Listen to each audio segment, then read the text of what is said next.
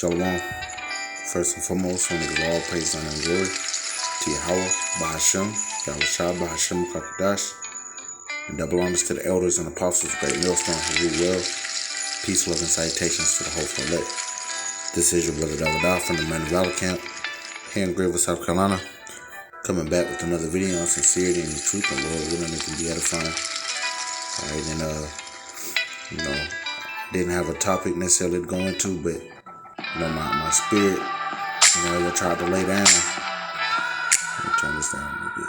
As I laid down, the spirit was just, telling me, I need to get up. I couldn't really rest.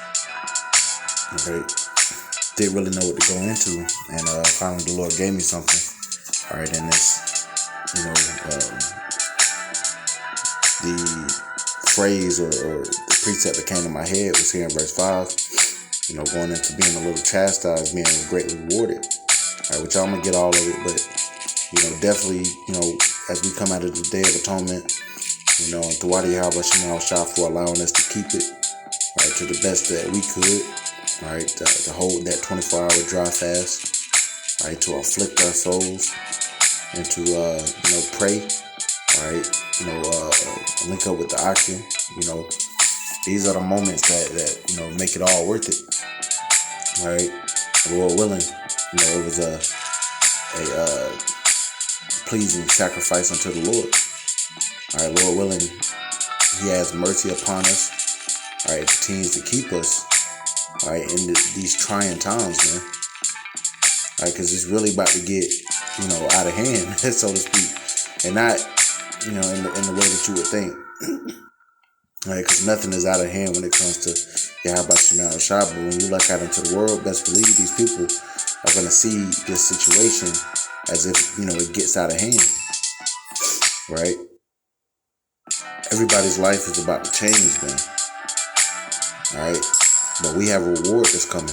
And that's what I want to focus on in this lesson. Alright, I'm going to start at the top. Wisdom of Solomon chapter 3 and verse 1. But the souls of the righteous are in the hand of the Most High, and there shall no torment touch them. In the sight of the unwise they seem to die, and their departure is taken for misery. And there are going to be certain men that may have to be martyrs, alright, may have to get put to death for the testimony of Yahweh Bashim Shah, alright, for not bowing down to this beast system. Alright, but it says what? If you're righteous, if the souls of the righteous are in the hand of the Lord, and no torment is going to come to you. Alright, if you are put to death, alright, for the testimony of Yahweh Shemiah Rashad, best believe the Lord isn't going to allow that death to be grievous. Alright, it's not the punishment like the 2/3 are about to get, like the world is about to get, especially here in America. The Lord might have it the way you don't even feel it. It's all to glorify the names of Yahweh Shemiah Rashad. To continue on, it says, verse 2 again, in the sight of the unwise they seem to die, and the departure is taken for misery. Alright, so in the sight of these people in the world, they went out sad. Speaking about the men of the Lord, or those that stand stiffly for the names of Yahweh Shemiah Shah. Verse 3, it says that they're going from us to be utter destruction, but they are in peace. So those that do depart, that may depart in this time, we don't know our lots, but we've all counted the cost, knowing that this is a possibility. Alright, it says that these that were put to death, so to speak, alright, that they're going away from us, leaving this earth, it seems to be utter destruction. It says, but what? They are at peace because they go before the face of Yahweh Shemiah Rashah. And the Lord, if they held fast to their faith, the Lord's going to say, good job. Well done. And there's going to be a crown, an incorruptible crown that's going to await. All right, when the rest of the elect get beamed up, get raised up. All right, the Lord's going to set crowns on each of the head of those that stood stiffly for the names of Yahweh Shemiah Shah, whether they, were put to death once again as a martyr, or whether they, the Lord kept them on the earth until the time that Yahweh Shah came back. Either way, all right, man, they're going to be in peace. We have that peace coming, man. And Esau can't do anything to take that away from us if we be of the elect. Verse 4, it says, for though they be punished in the sight of men, yet is their hope full of immortality. So yeah, we're about to be persecuted. All right, they're about to talk shit about us. They're about to drag our names through the mud, so to speak. All right, yeah, we might be punished in the sight of men. All right, we might be thrown into concentration camps, brought before these different rulers and kings and governors, and for the testimony of Yahweh Bashim Yahushua. All right, they're gonna have us all on the news saying we're terrorists, calling us rapists, all these different things. But what? It says, yet their hope is full of immortality, because we have our eyes set on the kingdom, man. In verse 5, here's the point. And having been a little chastised, they shall be greatly rewarded. For the Most High proved them and found them worthy for himself. You see that? So being a little chastised, man, the scriptures speak about our light affliction that is but for a moment. All right, because we're looking toward that immortality. All right, and I want to take the Day of Atonement, for instance, as a day of being a little chastised, man. When you think about it in the grand scheme of things, all right, just going on a dry fast isn't all that difficult. All right, if that is something that you can do to show Yahweh Bashim Yahushua that you believe in him, that you trust in him, and along with other things, man. Just our day-to-day walk, our day-to-day works. Getting up when your body is pretty much tired. You might not want to do a video. For instance, that's why I'm doing this video now. All right, I might not have been in my spirit to do a video, but the Lord just moved me, and I'm thankful for that, man.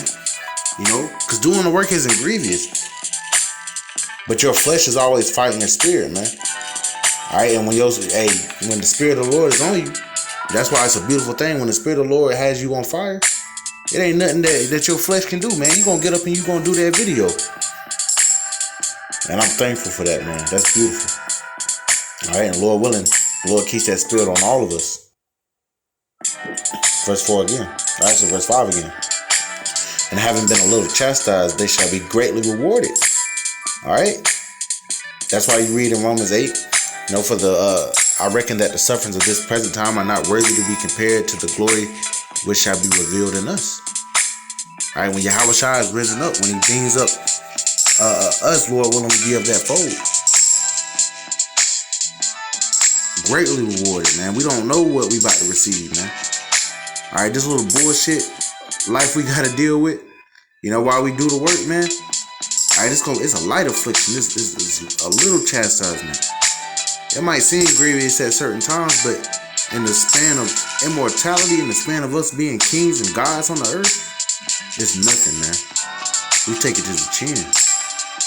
So for the Most High proved them. How did he prove us? By way of sending those little tests, those temptations among us, and also giving us the spirit to call upon the Lord to deliver us out of that. Because the Lord likes when you do that. The Lord likes when you trust in him, when you rely on him. It says, and found themselves worthy for himself. Verse 6, and the Most High in the furnace, or as gold in the furnace, have he tried them, and received them as a burnt offering. And the Lord says he's going to make his men more precious than fine gold. That's how you purify precious metals, man, with fire. All right, by these tests and tribulations and trials that we have to go through. That's how we're being tried. We're being molded into gods and kings, man. Men of Yahweh Bashim Yahushua. It says, and receive them as a burnt offering. Where's that offering now, man? You read Romans 12, the Lord wants us to make our bodies a living sacrifice. Okay? Verse 7, it says, and in the time of their visitation, they shall shine. Brothers about to shine, man. All right, when the Lord raises us up and gives us that power, brothers are about to shine. Power that we've never seen on the earth up until this time, man. Yahweh Shai, he's about to shine. Brothers about to reign and rule in righteousness, man. The most beautiful kingdom to ever exist. That's what we coming into. Once again, verse 7, and in the time of their visitation, they shall shine and run to and fro like sparks among the stubble, man. The Lord's going to make us new sharp threshing instruments, having teeth, having power. And we're going to conquer this planet, and we're going to conquer the universe. And every other nation is going into subjection under the Israelites. That's what we have coming, man. That's why it says being a little chastised.